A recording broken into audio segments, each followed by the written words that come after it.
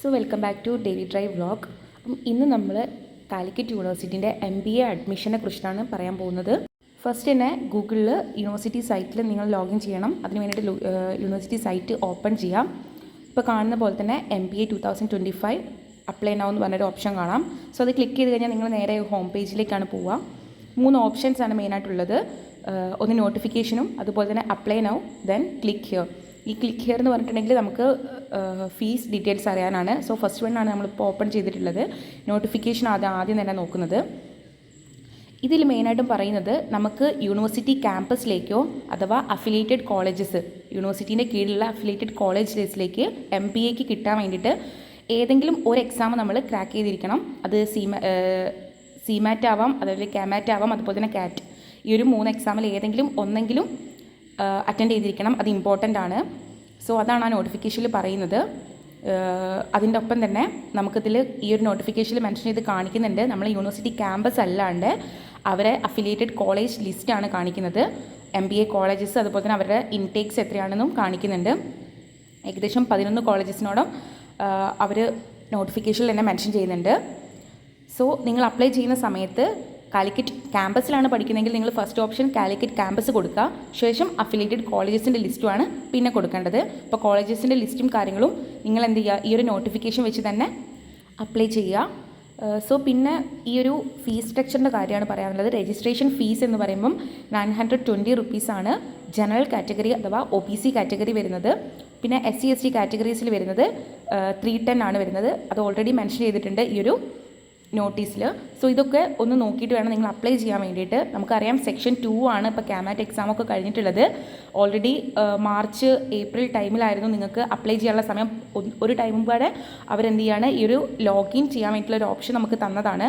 So അത് maximum utilise ചെയ്യാം. So ഈ ഒരു സ്റ്റെപ്സാണ് പിന്നെ അവർ മെൻഷൻ ചെയ്യുന്നത്. How to apply. ഫസ്റ്റ് തന്നെ നമ്മൾ ഒരു CAP ID ക്രിയേറ്റ് ചെയ്യണം. നിങ്ങളെ ഫോൺ നമ്പർ വെച്ചിട്ട് സുഖമായിട്ട് ഫോണിലോ ലാപ്പിലോ ചെയ്യാൻ പറ്റും. അപ്പം ഈ ഒരു ഫസ്റ്റായിട്ട് CAP IDയും അതുപോലെ തന്നെ OTP നമ്മളെ ഫോണിലോട്ട് വരും, പാസ്വേഡും കാര്യങ്ങളും. അപ്പോൾ അത് അപ്ലോഡ് ചെയ്ത് കഴിഞ്ഞ് നമുക്കത് കിട്ടിക്കഴിഞ്ഞാൽ നമ്മൾ നേരെ ചെയ്യേണ്ടത് നമ്മളെ ഫോട്ടോ അപ്ലോഡ് ചെയ്യുക എന്നുള്ളതാണ്. ഫോട്ടോൻ്റെ സൈസും കാര്യങ്ങളൊക്കെ അവർ പറയുന്നുണ്ട്. അപ്പോൾ ആ ഫോട്ടോയും കൂടെ അപ്ലോഡ് ചെയ്ത് കഴിഞ്ഞാൽ പിന്നെ നിങ്ങൾ പോകുന്നത് നിങ്ങളെ അഡ്രസ്സും അതുപോലെ തന്നെ ഗ്രാജുവേഷൻ ഡീറ്റെയിൽസും മെൻഷൻ ചെയ്യാനാണ്.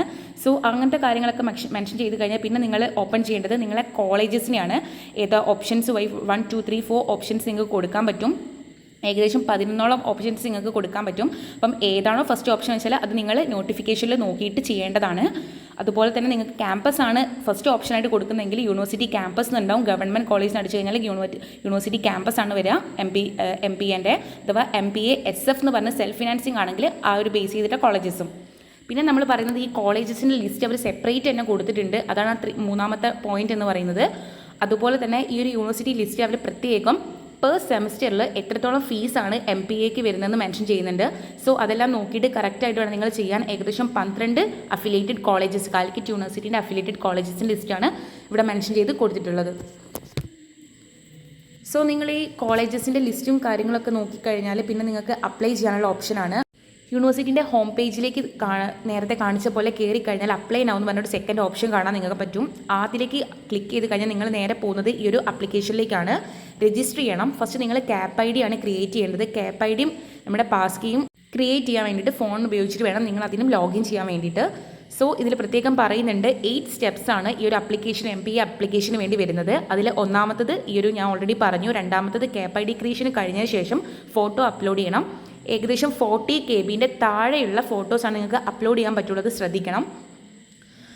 ദെൻ ആ ഒരു ആപ്ലിക്കേഷൻ കഴിഞ്ഞ് കഴിഞ്ഞാൽ നിങ്ങൾ നേരെ പോകേണ്ടത് പേഴ്സണൽ ആൻഡ് അക്കാഡമിക് ഡീറ്റെയിൽസിലേക്കാണ്. അത് മെൻഷൻ ചെയ്ത് കഴിഞ്ഞാലാണ് നമ്മളെ അഫിലിയേറ്റഡ് കോളേജസിൻ്റെ ലിസ്റ്റും അഥവാ ക്യാമ്പസിൻ്റെ ലിസ്റ്റ് ആണെങ്കിൽ അതും ചെയ്യേണ്ടത്. ദെൻ ഫീ പേയ്മെൻറ്റും അതുപോലെ തന്നെ പ്രിൻറ്റ് ചെയ്യലുമാണ്. ദെൻ നമുക്ക് ഇപ്പോൾ ലോഗിൻ ചെയ്യാൻ പോകാമെന്ന്. CAP IDയും പാസ്വേഡും എനിക്ക് ഓൾറെഡി ഉള്ളതുകൊണ്ട് ഞാൻ അത് വെച്ചിട്ടാണ് ലോഗിൻ ചെയ്യുന്നത്. ഇപ്പോൾ നിങ്ങൾക്ക് ഇല്ലെങ്കിൽ ക്രിയേറ്റ് CAP ID എന്ന് പറഞ്ഞൊരു ഓപ്ഷൻ അവിടെ താഴെ കാണാം. അത് വെച്ചിട്ട് നിങ്ങൾക്ക് ചെയ്യാം. പിന്നെ നമ്മൾ ഓപ്പൺ ചെയ്ത് വരുന്ന പേജ് എന്ന് പറയുമ്പോൾ നിങ്ങളെ ഫോട്ടോ അപ്ലോഡ് ചെയ്യേണ്ടതാണ്. അത് 40 KB ലെസ് ദാൻ ആയിരിക്കണം. സോ ഞാൻ ഓൾറെഡി ഫോട്ടോ അപ്ലോഡ് ചെയ്തുകൊണ്ട് തന്നെ എനിക്ക് അക്കാഡമിക് ഡീറ്റെയിൽസിൻ്റെ പേജാണ് ഓപ്പൺ ചെയ്തിട്ടുള്ളത്. അതിൽ +2 ഡീറ്റെയിൽസും അതുപോലെ തന്നെ ഡിഗ്രി ഡീറ്റെയിൽസും കാര്യങ്ങളും അപ്ലോഡ് ചെയ്യണം. ശേഷം നിങ്ങൾ അറ്റൻഡ് ചെയ്ത ഏതാണ് എക്സാം എന്ന് വെച്ചാൽ CAMAT, CMAT, CAT ഇതിൽ ഏത് എക്സാം ആണെങ്കിലും നിങ്ങൾക്കത് അപ്ലൈ ചെയ്യണം.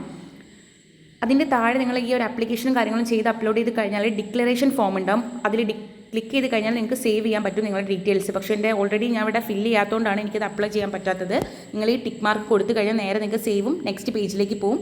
ഈ നെക്സ്റ്റ് പേജ് എന്ന് പറയുമ്പോൾ മെയിനായിട്ട് അവർ പറയുന്നത് കോളേജസിൻ്റെ ഡീറ്റെയിൽസ് ആണ്. സോ നിങ്ങൾ ഫസ്റ്റ് ഓപ്ഷൻ ഏതാണോ വേണ്ടത്, ക്യാമ്പസ് ആണെങ്കിൽ ക്യാമ്പസ്, അല്ലെങ്കിൽ അഫിലിയേറ്റഡ് കോളേജ് ലിസ്റ്റ് ആണെങ്കിൽ അത് വെക്കുക. ശേഷം ഈ എല്ലാ കോളേജിൻ്റെ ലിസ്റ്റും അപ്ലോഡ് ചെയ്തതിന് ശേഷം അത് സേവ് ചെയ്തിട്ട് നേരെ പേയ്മെൻറ്റിലേക്കാണ്. So general category, OBC category ആകുമ്പോൾ 920s അതുപോലെ തന്നെ SC/ST PW കാറ്റഗറി ആണെങ്കിൽ 310 നമ്മൾ ഓൾറെഡി അത് മെൻഷൻ ചെയ്തിട്ടുണ്ട്. അപ്പം ആ ഒരു അപ്ലൈ ചെയ്ത് കഴിഞ്ഞിട്ട് ഫീ പേയ്മെൻറ്റും ചെയ്ത് കഴിഞ്ഞാൽ നിങ്ങൾക്ക് നേരെ ഈ ഒരു ആപ്ലിക്കേഷൻ ഫോം പ്രിൻറ്റ് ചെയ്യാമെന്ന് മാത്രമേ ഉള്ളൂ. സോ ഇത്രയേ ഉള്ളൂ പ്രോസസ്സ് വരുന്നത്. അപ്പോൾ എന്തെങ്കിലും ഡൗട്ട് ഉണ്ടെങ്കിൽ നിങ്ങൾക്ക് കമൻറ്റ് സെക്ഷനിൽ ചോദിക്കാം. സോ ഇങ്ങനത്തെ ഇൻഫോർമേറ്റീവ് വീഡിയോസിന് പ്ലീസ് സബ്സ്ക്രൈബ്.